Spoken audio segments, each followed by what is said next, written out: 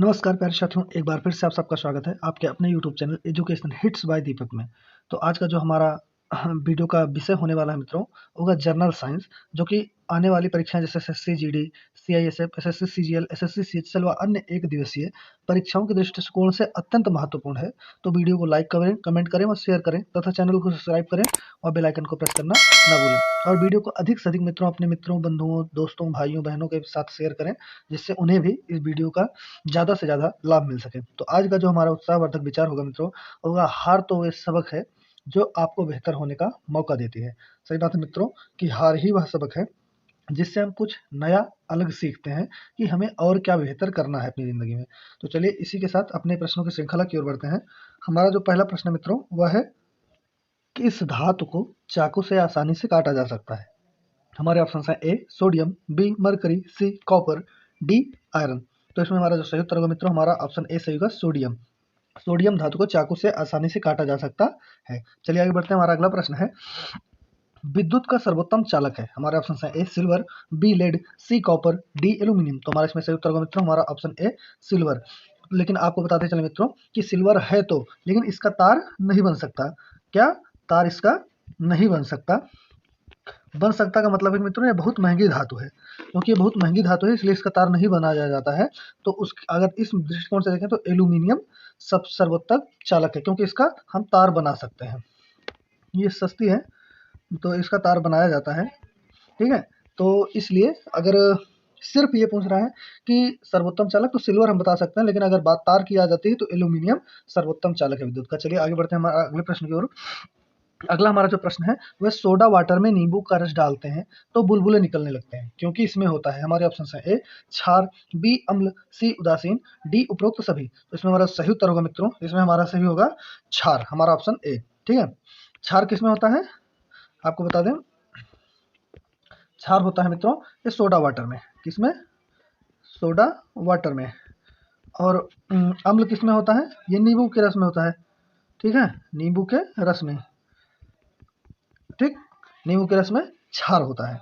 और जब गैस इसमें से निकलती है दोस्तों, जब हम जो डालते हैं बुलबुले के साथ, जो गैस निकलती है वह होती है CO2 यानी कार्बन डाइऑक्साइड। ठीक है, क्या? Carbon dioxide.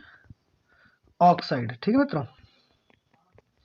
ऑक्साइड। ठीक है, तो क्या हो गया, सोडा वाटर में नींबू का रस डालते हैं तो बुलबुले निकलने लगते हैं, क्योंकि इसमें होता है क्षार, अम्ल, उदासीन, उपरोक्त सभी। तो इसमें हमारा सही उत्तर होगा क्षार, क्योंकि सोडा वाटर में क्षार होता है। अगर सोडा वाटर के लिए पूछता है, क्योंकि इसमें क्वेश्चन ही ऐसा बोला है कि सोडा वाटर में नींबू का रस डालते हैं तो बुलबुले निकलने, क्योंकि इसमें होता है। तो अगर सोडा वाटर के लिए पूछ रहा है तो क्षार होगा, और नींबू के रस के लिए तो अम्ल होगा। ठीक है, और इसके डालने के बाद जो बुलबुले के साथ गैस निकलती है वो CO2 यानी कार्बन डाइऑक्साइड होती।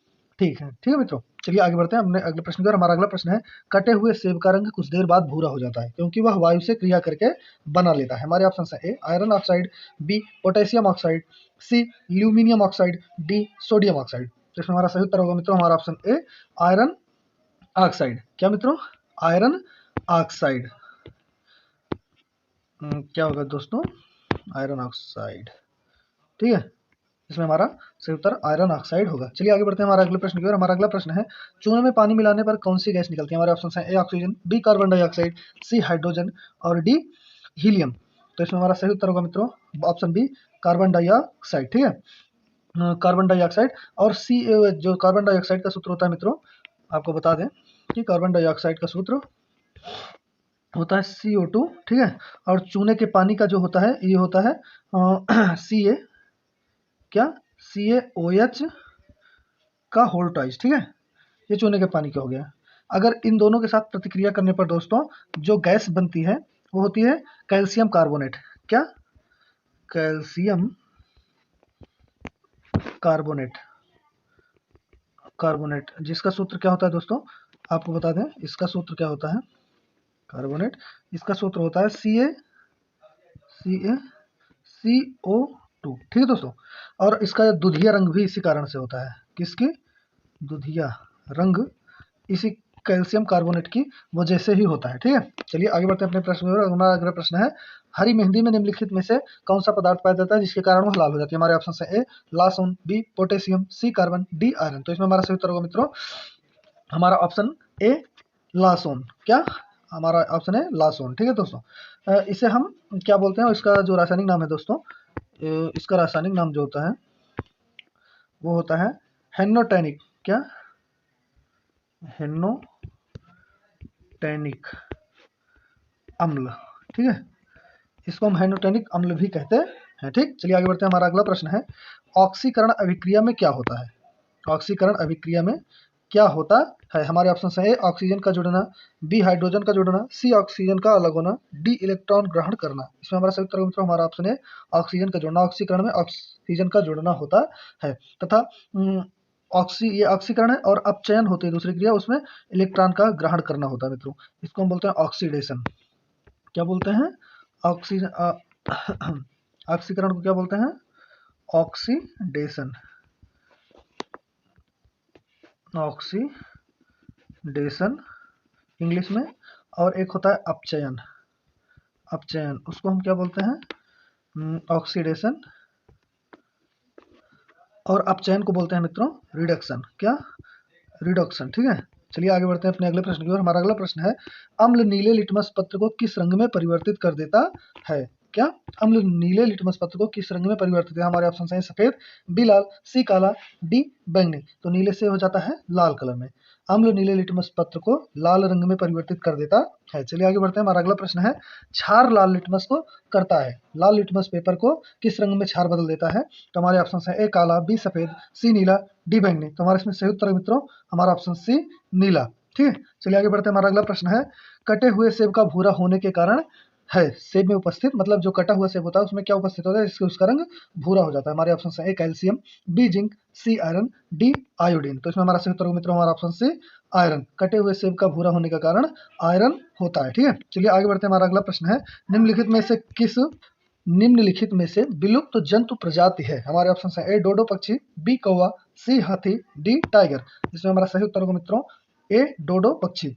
जो डोडो पक्षी है वो विलुप्त जंतु प्रजाति के रूप में चिन्हित किया गया है। चलिए आगे बढ़ते हैं। हमारा अगला प्रश्न है, कायिक जनन पाया जाता है? हमारे ऑप्शन है, ए आलू में, बी गेहूं में, सी नीम में, डी मटर में। इसमें हमारा सही उत्तर होगा मित्रों हमारा ऑप्शन ए आलू में। कायिक जनन आलू में पाया जाता है। आपको इसके बारे में थोड़ा सा बताते चले मित्रों कायिक जनन के बारे में।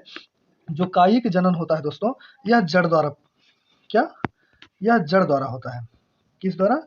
जड़ द्वारा कायिक जनन होता है जो आलू कर रहा है। तथा जनन इसकी जो इसको जो परिभाषा होती है, जनन की वह प्रक्रिया जिसमें पादपों, क्या दोस्तों? पादपों के क्रमिक भागों, पादपों के क्रमिक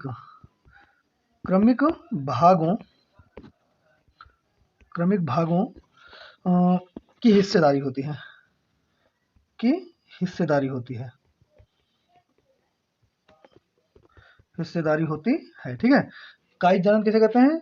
जिस जनन में पादपों के क्रमिक भागों की हिस्सेदारी होती है, ठीक है, उसे हम कायिक जनन कहते हैं। जैसे कौन सी? जड़, ठीक है, पत्ती, तना आदि। ठीक है मित्रों, ये कायिक जनन है। चलिए अगले प्रश्न की ओर बढ़ते हैं। हमारा अगला प्रश्न है, नर और मादा युग्मक के संयोजन को कहते हैं? हमारे ऑप्शन है, ए परागण कण, बी निषेचन, सी मुकुलन, डी बीजाणु। तो इसमें हमारा सही उत्तर होगा मित्रों हमारा ऑप्शन बी निषेचन। ठीक है, नर और मादा युग्मक के संयोजन को निषेचन कहा जाता है। चलिए आगे बढ़ते हैं। हमारा अगला प्रश्न है, एक लिंगी पुष्प है? हमारे ऑप्शन से, ए मक्का, बी सरसों, सी गुलाब, डी पिटूनिया। तो इसमें हमारा सही उत्तर होगा मित्रों हमारा ऑप्शन ए मक्का। आपको बताते चले मित्रों कहीं कहीं आपको सरसों भी मिलेगा, लेकिन आपको बता दें सरसों एक लिंगी, ठीक है, एक लिंगी धन द्विलिंगी भी है। तो इसको लेकिन इसकी एक खासियत यह है कि ये एक लिंगी से ज्यादा द्विलिंगी माना जाता है। ठीक मित्रों, इसलिए इसको नहीं बताया जा रहा। मक्का जो है वो पूर्ण रूप से एक लिंगी पुष्प ही है। ठीक है, इसलिए हम इसको इसमें वरीयता दी जा रही है कि मक्का एक लिंगी पुष्प है रदर देन सरसों। चलिए आगे बढ़ते हैं। हमारा अगला प्रश्न है, द्विलिंगी पुष्प निम्नलिखित में से कौन सा है? हमारे ऑप्शन ए पपीता, बी मक्का, सी ककड़ी, डी सरसों। अब इसमें जो उत्तर सही होगा मित्रों, इसमें हमारा ऑप्शन डी सही होगा, क्योंकि मैंने आपसे बताया ना कि एक लिंगी भी होता है सरसों, द्विलिंगी भी होता है, लेकिन पूर्ण रूपेण हम उसे एक लिंगी नहीं कह सकते, क्योंकि एक लिंगी उसमें सिर्फ कुछ प्रतिशत कहा जा सकता है कि 15 से 20% ही होता है, जबकि लगभग 85 से 80 से 85%, 80 से 85% उसमें द्विलिंगी के गुण होते हैं। ठीक है, किसके?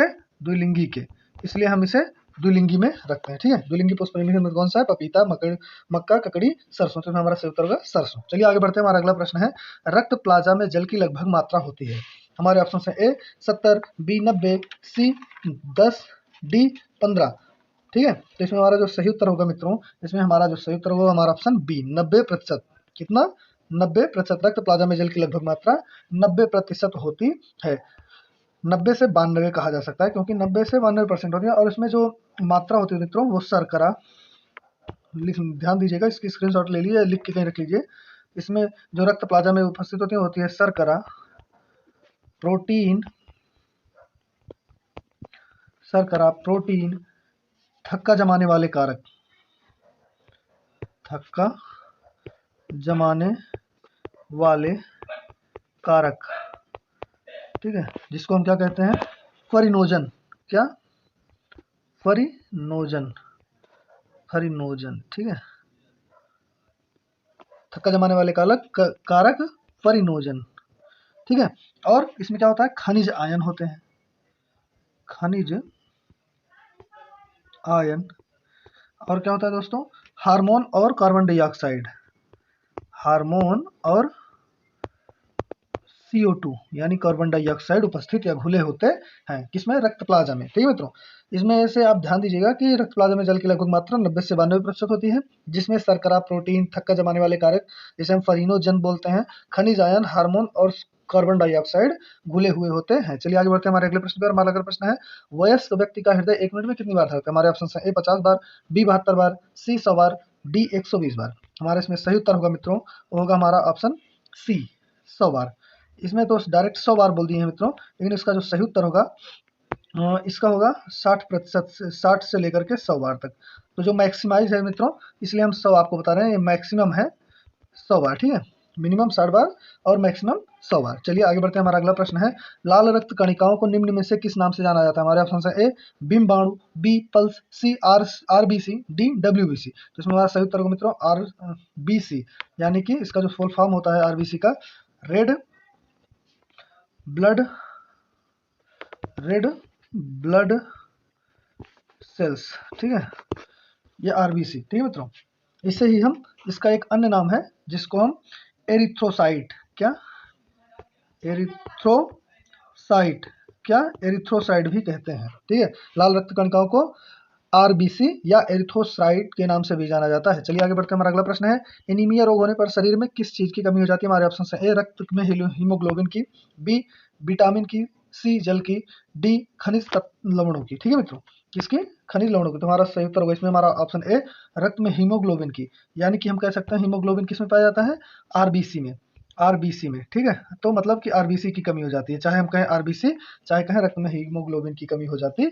चलिए आगे बढ़ते हैं। हमारा अगला प्रश्न है, मादा एनोफिलीज मच्छर जब काट लेता है तो उससे कौन सा रोग होता है? हमारे ऑप्शन है ए एड्स, बी कैंसर, सी मलेरिया, डी डेंगू। हमारा ऑप्शन सी मलेरिया। किससे? मादा एनोफिलीज के काटने से, मादा एनोफिलीज मच्छर के काट लेने से कौन सा रोग हो जाता है? मलेरिया का। डेंगू किस, चलिए बताते हैं, डेंगू किससे होता है?